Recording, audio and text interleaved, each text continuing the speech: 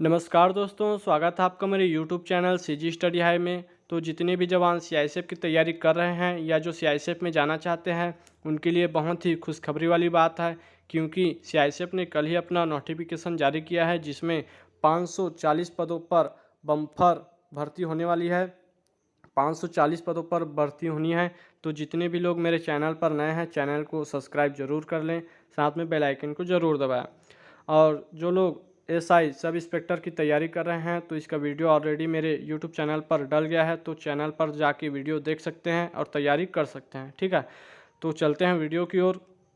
केंद्रीय औद्योगिक सुरक्षा बल, गृह मंत्रालय, भारतीय पुरुष एवं महिला, तो ये जो है मेल एंड फीमेल दोनों के लिए है। पेमेंट क्या रहने वाला देख लेते हैं। लेवल 5 पे मैट्रिक्स में रुपये 29,200 से 92,300। तो 29,200 से 92,300 ये सहायक उप निरीक्षक आशुलिपिक की है। ठीक है, ये पद के लिए आपको 29,200 से 92,300 तक पेमेंट मिलेगी और साथ में भत्ता भी मिलेगा। ठीक है, समय समय पर। और दूसरे पद के लिए देख लेते हैं। लेवल 4 पे मैट्रिक्स में 25,500 से 81,100 रुपये। तो ये जो है प्रधान आरक्षक, ये पद के लिए आपको 25,500 से 81,100 तक की पेमेंट मिलेगी और समय समय पर सामान्य भत्ता भी मिलेगा। ठीक है, चलते हैं वीडियो की ओर। आवेदन पत्रों को केवल ऑनलाइन माध्यम से स्वीकार किया जाएगा। मतलब आप ऑनलाइन माध्यम से ही जो आप फॉर्म डालना चाहते हैं तो ऑनलाइन ही डाल सकते हैं। ऑफलाइन की यहाँ पर विकल्प नहीं दिया गया है। शारीरिक मानक परीक्षा, पीएचडी दस्तावेजीकरण, लिखित परीक्षा, कौशल परीक्षा, चिकित्सा परीक्षा निर्धारित और आयोजित की जाएगी। मतलब आपका शारीरिक मापदंड होगा, लिखित परीक्षा होगा, फिर आपका चिकित्सा होगा, कौशल परीक्षा भी होगा। तो इस आधार पर आपको आपकी मेरिट सूची जारी की जाएगी, तब आपका सिलेक्शन होगा। ठीक है, ओएमआर कंप्यूटर आधारित परीक्षा मोड के अंतर्गत लिखित परीक्षा केवल अंग्रेजी, इसकी जो भाषा है वो इंग्लिश और हिंदी में होगी और दूसरा जो भाषा है वो नहीं दिया गया है। अगला देख लेते हैं। पीएचडी और दस्तावेजीकरण और ओएमआर कंप्यूटर आधारित परीक्षा मोड के तहत लिखित परीक्षा के पूर्ण होने के पश्चात लिखित परीक्षा में अभ्यर्थियों के प्रदर्शन के आधार पर अखिल भारतीय श्रेणीवार मेरिट सूचियाँ तैयार की जाएंगी। मतलब आपके जो एग्ज़ाम होगा उसके आधार पर मेरिट सूची तैयार की जाएगी। ठीक है, अगला देख लेते हैं। कौशल परीक्षा के लिए बुलाए जाने वाले अभ्यर्थियों की संख्या पूर्णतः लिखित परीक्षा में मेरिट पर निर्भर करेगी, जिसके लिए अनारक्षित ईडब्ल्यूएस भूतपूर्व सैनिकों के लिए अर्हक अंक 35% होंगे और अनुसूचित जाति, अनुसूचित जनजाति, अन्य पिछड़ा वर्ग के लिए 33% होंगे। मतलब जो भूतपूर्व सैनिक हैं उनके लिए 35% फ्री रहेगा और जो अन्य पिछड़ा वर्ग है और अनुसूचित जनजाति उनके लिए 33% फ्री रहेगा। तथापि कौशल परीक्षा अर्थात सहायक उपनिरीक्षक आशुलिपिक के लिए डिक्टेशन एवं ट्रांसक्रिप्शन और प्रधान आरक्षक अनुसचिवी के लिए टाइपिंग परीक्षा, मतलब कंप्यूटर बेस पे भी एग्ज़ाम होगा। ठीक है, अगला देख लेते हैं। केवल वे अभ्यर्थी जो अखिल भारतीय आधार पर प्रत्येक श्रेणी में उपलब्ध रिक्ति के अनुसार मेरिट सूची में स्थान प्राप्त कर लेते हैं, उन्हें विस्तृत चिकित्सा परीक्षण, मतलब आपका जो एग्ज़ाम है उसके आधार पर आपको चिकित्सा मेडिकल टेस्ट के लिए बुलाया जाएगा। ठीक है, अगला है। मूल प्रतियों से अपेक्षित पात्रता प्रमाण पत्रों दस्तावेजों का सत्यापन दस्तावेजीकरण के समय किया जाएगा। उसी समय आपका जो रिजल्ट है उसकी चेक भी की जाएगी। ठीक है, अब ये सब नहीं है आपके लिए। अगला देख लेते हैं। पद अस्थायी है परंतु स्थायी किए जा सकते हैं, मतलब बाद में आपका सरकारी हो सकता है। वेतनमान सहायक उप निरीक्षक आशुलिपिक पे लेवल 5 रुपये 29,200 से 92,300। मतलब जो सहायक उप निरीक्षक है उसके लिए आपको 29,200 से 92,300 तक की पेमेंट मिलेगी और प्रधान आरक्षक अनुसचिवी लेवल 4 25,500 से 81,100 तक की पेमेंट मिलेगी। समय समय पर भत्ता भी दिया जाएगा। ठीक है, राष्ट्रीय नागरिकता अभ्यर्थी को भारत का, मतलब वो इंडियन ही होना चाहिए, भारतीय ही होना चाहिए। ठीक है, रिक्तियाँ देख लेते हैं। सहायक उप निरीक्षक और प्रधान आरक्षक के पद के लिए अखिल भारतीय स्तरवार रिक्तियाँ निम्नानुसार है। पद का नाम है और रिक्तियाँ देख लेते हैं। टोटल 540 पदों पर भर्ती होनी है। तो पुरुष जो है वो अनारक्षित 40 है अनुसूचित जाति 13, अनुसूचित जनजाति 7, अन्य पिछड़ा वर्ग 25 जो सीट हैं वो खाली हैं। EWS 9। तो टोटल जो पुरुष पद है वो 94 हैं। तो इसमें आपका कैटेगरी भी दे दिया गया है कि कौन सी कैटेगरी से कितना कैंडिडेट आएंगे, ठीक है। महिला के लिए भी दिया है, अनारक्षित के लिए 6 है, अनुसूचित जाति के लिए 1 है, अनुसूचित जनजाति के लिए 0 है, अन्य पिछड़ा वर्ग महिला के लिए 2 है, EWS के लिए 1 है। कुल इसमें 10 पद है महिला के लिए। विभागीय इसमें भी अनारक्षित के लिए 11 है, अनुसूचित जाति के लिए 2 है, अनुसूचित जनजाति के लिए 1 है, अन्य पिछड़ा वर्ग के लिए 4 है, EWS के लिए 0 है। टोटल 18 पद हैं। इस तरह से टोटल 122 पद हैं, ठीक है। सहायक उप निरीक्षक के लिए 122 पद हैं और प्रधान आरक्षक के लिए देख लेते हैं। पुरुष के लिए अनारक्षित के लिए 132, अनुसूचित जाति के लिए 47, अनुसूचित जनजाति के लिए 23, अन्य पिछड़ा वर्ग के लिए 86, प्रधान आरक्षक में EWS में 31। कुल 319 पद हैं पुरुष के लिए, ठीक है, कैटेगरी वाइज। और महिला के लिए देख लेते हैं। अनारक्षित के लिए 17 पद हैं, अनुसूचित जाति के लिए 5 हैं, अनुसूचित जनजाति के लिए 2 हैं, अन्य पिछड़ा वर्ग के लिए 9 हैं, EWS 3। टोटल 36 पद हैं। विभागीय देख लेते हैं। अनारक्षित के लिए 33 है, अनुसूचित जाति के लिए 9 है, अनुसूचित जनजाति के लिए 4 है, अन्य पिछड़ा वर्ग के लिए 17 है, EWS 0 है।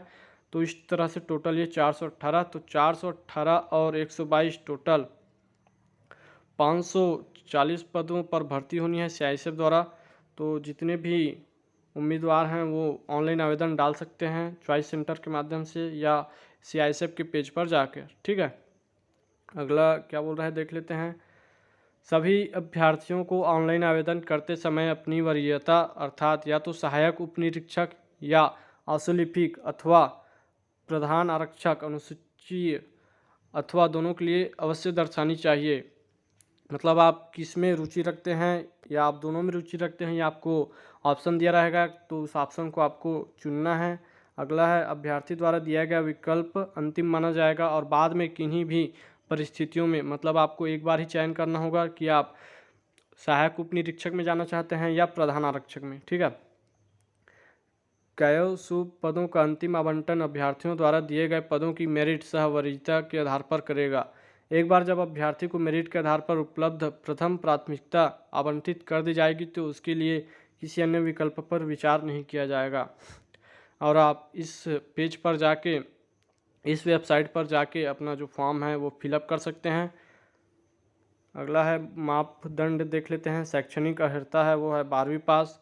अभ्यर्थियों के पास ऑनलाइन आवेदन पत्र प्राप्त करने की अंतिम तिथि को अथवा उससे पहले मान्यता प्राप्त बोर्ड अथवा विश्वविद्यालय से इंटरमीडिएट अथवा सीनियर सेकेंडरी स्कूल सर्टिफिकेट से 10+2 परीक्षा अथवा समकक्ष प्रमाण पत्र होना चाहिए। तो 12वीं पास मांगा गया है, ठीक है। अगला बोल रहा है आयु सीमा। ऑनलाइन आवेदन पत्र प्राप्त होने की अंतिम तिथि 25/10/2022 को 18 से 25 वर्ष के बीच, मतलब 18 से 25 वर्ष के बीच इसकी जो आयु है वो मांगा गया है। अगला बोल रहा है विभिन्न श्रेणियों के लिए आयु सीमा श्रेणीवार है। तो अनुसूचित जाति और अनुसूचित जनजाति के लिए 5 वर्ष तक आयु सीमा फ्री है, अन्य पिछड़ा वर्ग के लिए 3 वर्ष है। अगला देख लेते हैं शारीरिक मानक देख लेते हैं। इसमें ऊंचाई पुरुष के लिए अनुसूचित जनजाति के अभ्यर्थियों को छोड़कर 165 और महिला के लिए 155 है, और जो बाकी बचे हैं उनके लिए 162.5 और 150 सेंटीमीटर, ठीक है। ये आपकी हाइट है। और सीना जो है वो देख लेते हैं। पुरुष के लिए 77 से 82 सेंटीमीटर तक होना चाहिए, महिला के लिए लागू नहीं है। और जो अनुसूचित जनजाति है उसके लिए 76 से 81 सेंटीमीटर। फुलाव कम से कम 5 सेंटीमीटर होना चाहिए, मतलब फूलने के बाद आपका सीना जो है वो 5 सेंटीमीटर तक आना चाहिए।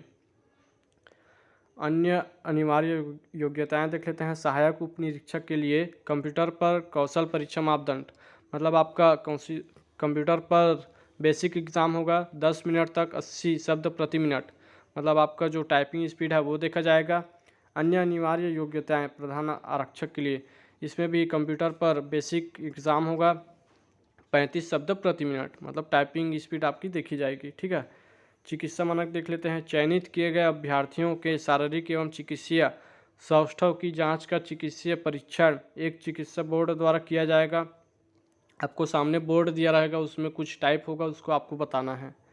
टैटू की अनियमितता को स्थापित करने के लिए निम्नलिखित मापदंड निर्धारित किए गए हैं। क सामग्री, एक धर्मनिरपेक्ष देश होने के नाते हमारे देशवासियों की धार्मिक भावनाओं का सम्मान किया जाना है और इस प्रकार धार्मिक चिन्ह अथवा आकृतियाँ अथवा नाम को दर्शाने वाले टैटू जिनका पालन भारतीय सेना में किया जाता है अनुमत होंगे।